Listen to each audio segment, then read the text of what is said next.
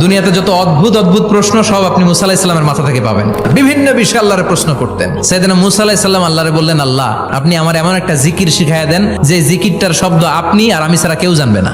দিনে রাতে সব সময় এই জিকির আমি করব, আপনারে ডাকবো, কিন্তু শর্ত হলো এই জিকিরটা জানবে শুধু আপনি আর জানবো শুধু আমি। আল্লাহ বললেন, মুসা পড়ো লা ইলাহা ইল্লাল্লাহ।